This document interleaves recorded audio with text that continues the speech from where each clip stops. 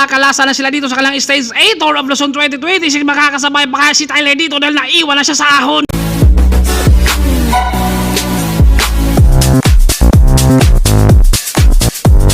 Tour of Luzon 2026 Stage 8, napakagandang bakbakan na naman to dahil sa kanilang Stage 7 sa individual time trial. Marami ang nagbago, marami rin ang talagang nagulat dahil dito naman sa kanilang road race ngayon pwede pang bumawi dahil meron tayong mga nalaglag rin sa ating GC kagaya na Sumiso Basalan ay nawala kung pang-apat si Sumiso, ngayon ay natanggal na siya sa top 10.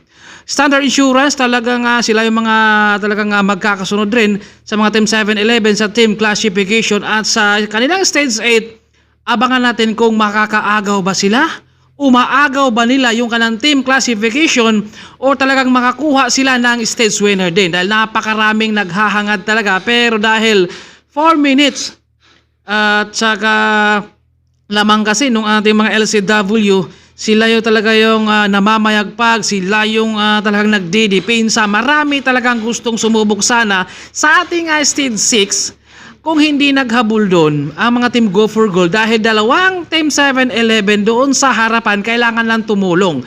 Ang kanilang pinoprotektahan doon yung team classification naman. Sumiso Basalan Team Excellent Dolos, nalaglag siya sa kanilang GC ngayon.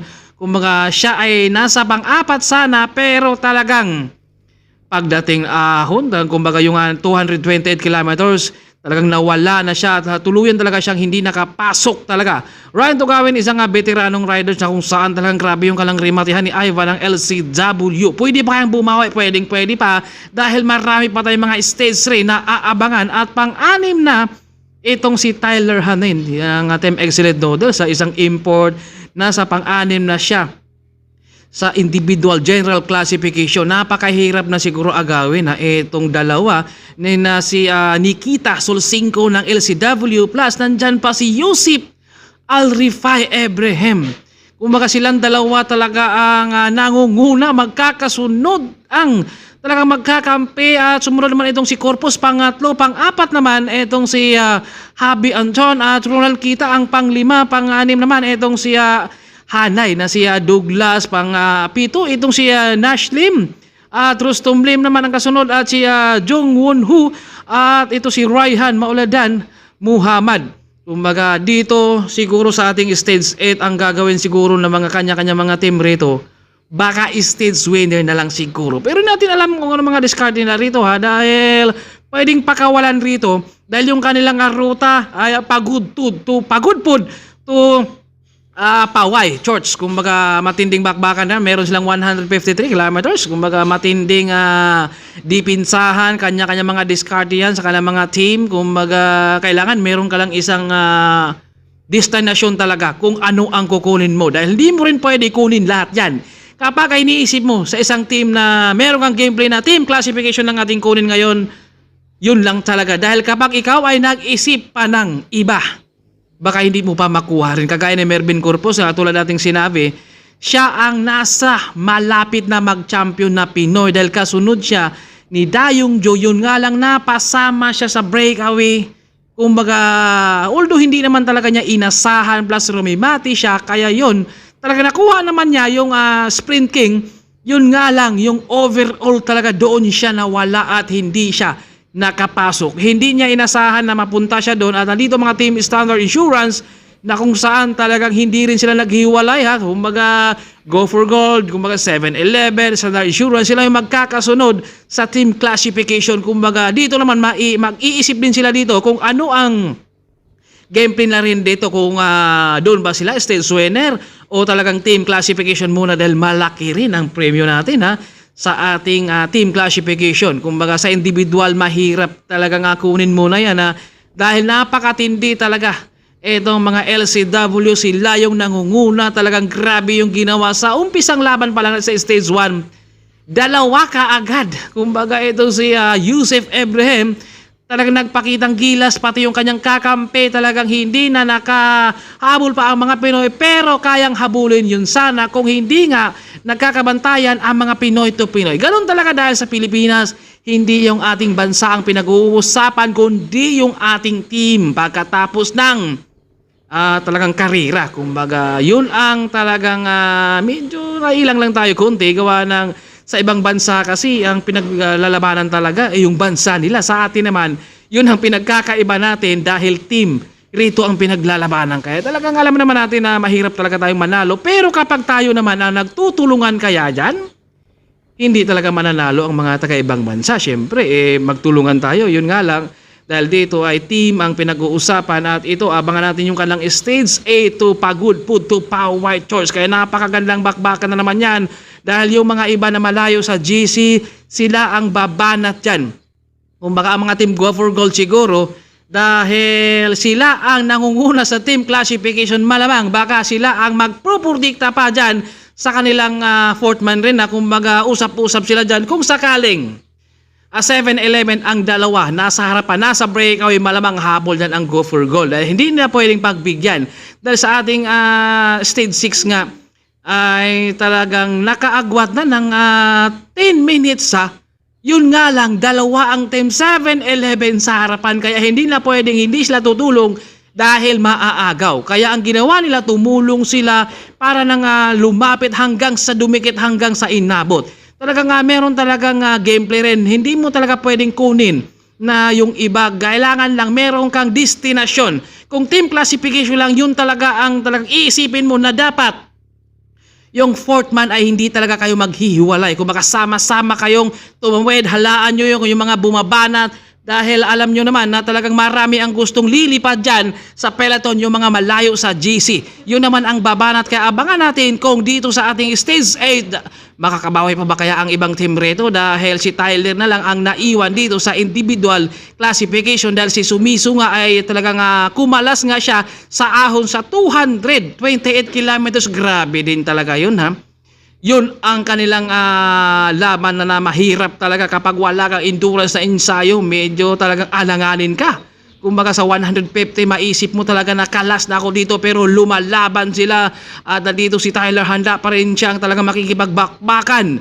Kumbaga nakita naman natin na talagang lap winner to, pangatlo si Tyler Douglas Hanay ng Team Excellent Doodle sa stage 1 na kung saan binanata niya rin yung kanilang grupo. Kumbaga tamang timing, kumbaga sabi nga niya ay condition pa nun at saka syempre nag-a-adjust pa talaga to si Tyler sa klima dito sa atin dahil napakainit. Kaya talagang mahirap din naman talaga sumabay. Pero alam naman natin na palaban talaga yan.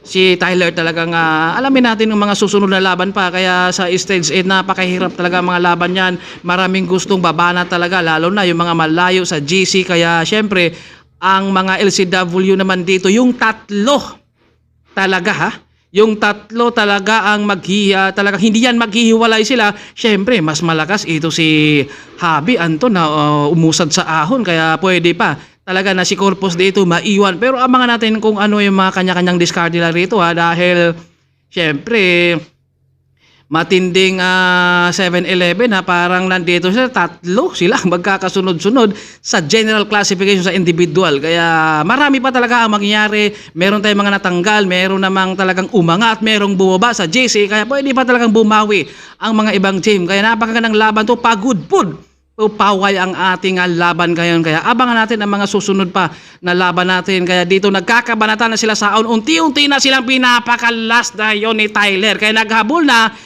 ito si Ivan ng Team Excellent Noodles ngayon. Medyo pabukahan na sila ng baga ngayon na inumpisahan ni Tyler. Habol naman si Angel rito at nasa likuran din si Mark Steven Aquino. Andito naman si Angel, isang dating lumaro din ito ng Tour of Luzon 2025 at dito naman ay talagang crown muna siya ngayon. At dito, munti ka na silang nagpakalasa na naman dito. Medyo pinakalas na nila dito si Tyler. Sabi ni Tyler, mauna na kayo dahil habulin ko kayo. Dahil lamang talaga mga foreigner pagdating na sa ensayo. Dahil yung kanilang maintain kasi kapag sa patag, yung 60, 50, hindi sila sanay sa mga maintain ng 40. Dahil alam naman natin na napakahaba yung kanilang mga bias talaga. Kumbaga sa ensayo pa lang at sa traffic din naman.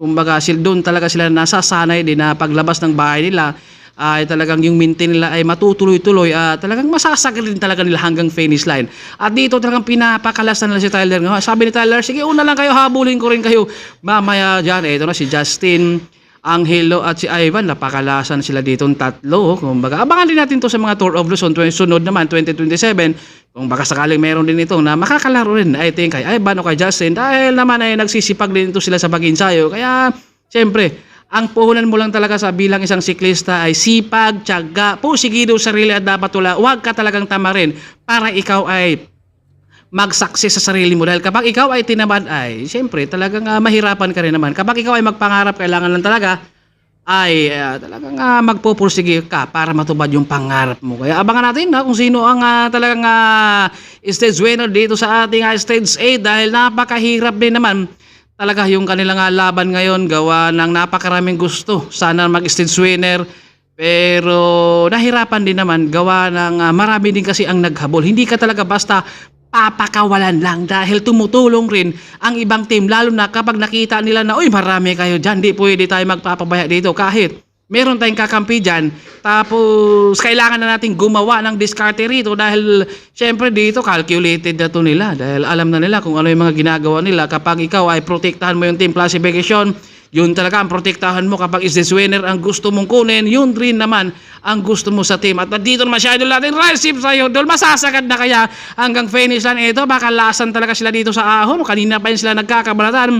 Andito siya, iba isang climber to ng Vizcaya rin. Medyo nakangiti na. Ito si Angelo rito, sabi niya medyo nalubat siya rito. At siyempre, kapag hindi ka talaga nakapag-bike ng ilang araw, talagang mapapagod ka rin naman. Kaya maraming salamat sa lahat ng mga nanonood natin. At thank you rin sa Tour of Luzon 2026 dahil napabilang tayo sa bilang isang commentator. Dahil hindi ko rin naman talaga inasahan yan. Ito na, pinapakalas na ni Ivan dito si Justin, pero nakatutok sa likuran ba? 24 oras, sinutukan, biglang lumingon at ito na, naubusan na dyan at kumalas na itong si Ivan sa kanang mga pakalasan. Kaya dito ay wagi na naman dito si Justin. Kita nyo naman yan, kulang pa lang, talagang overtaken yung motor at bumawi pa dito si Mark Steven dahil di pa daw tapos. Abangan nyo ating susunod na laban.